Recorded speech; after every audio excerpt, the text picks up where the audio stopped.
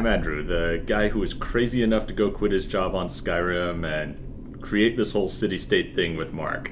So the first thing I want to talk about with this Kickstarter is where we want to go with the interface for the game. And that seems like kind of a minor thing, but it kind of hits the philosophy of everything we want to do. So first of all, we know that once this game is launched, it's not our world anymore. You're the people who are going to live there. We built it, but you moved in, and now it's yours. And we're willing to give you control over that.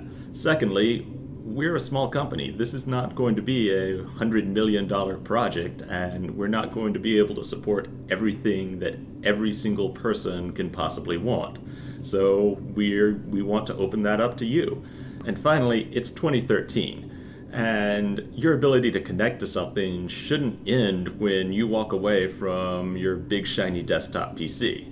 So a couple years ago, I came around to this crazy idea, and I think this web thing, it's probably gonna stick around.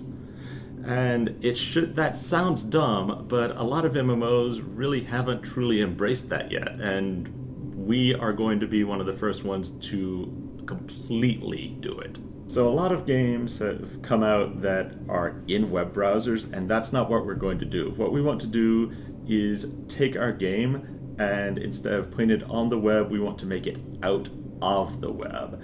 And to be clear, we're still going to have the same big, shiny, high-end 3D client that runs natively on your machine, but we're going to embed a complete web browser into it as our UI system.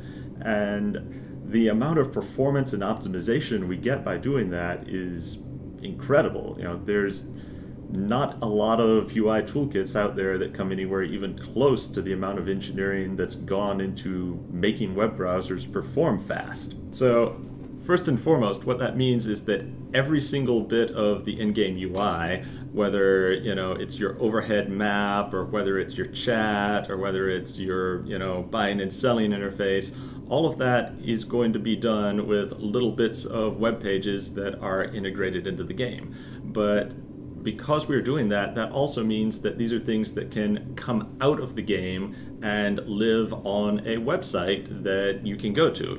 If you want to get to your guild chat, CamelotUnchained.com/guildchat. It's that simple, and it's not going to be some secondary interface. It's going to be the interface from the game. It's going to be the exact same interface from the game, and you will be able to get to that from anywhere, whether that's on a tablet or on a phone, whether it's on a bus, whether it's at your office. Your entire social life in the game and your entire economic life in the game are going to be accessible from anywhere. The game does not end at the client. The second great thing we get by doing this is that we open up the pool of potential mod makers for the UI to a much broader audience. A lot of games have used other toolkits like Lua. I did it myself on Warhammer, and those are really great, but there's no comparison to the number of people who know how to just make a web page. We want the barrier to entry to be able to create something in the game to be as low as possible, and we want it to be as accessible as possible. And the more people who can do this, the more creativity we're going to see. We have some really creative people here at City State, but the total amount of creativity here can't compare to the total amount of creativity out in the broader community.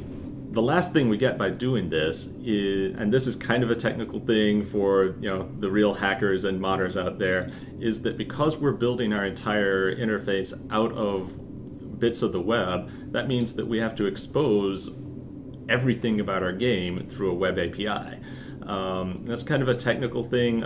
You've seen various external apps and mods that interact with games like EVE and World of Warcraft, and they're really good. But we are going to take this to the next level, because this isn't some secondary backdoor into the game that you can get to over the web. This is what we are using ourselves for the game. It's the first-class way to get information out of the game, and that means that you can build just about anything. Do you want a display of who got defeated in the last battle, cross-referenced with what kind of weapons they were carrying? Build it, really. You want heat maps of the best places to take down archers on the keep wall?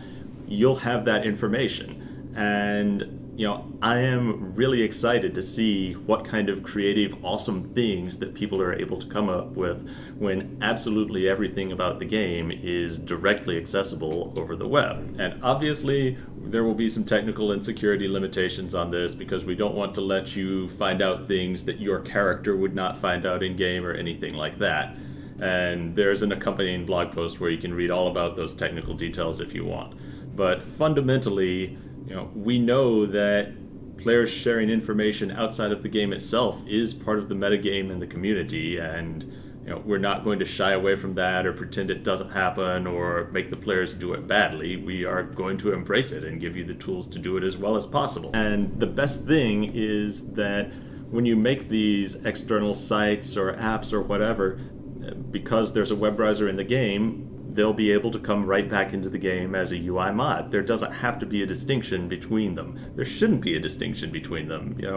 By the time we launch this game, it's going to be 2015, and MMOs are overdue for catching up with the rest of the internet.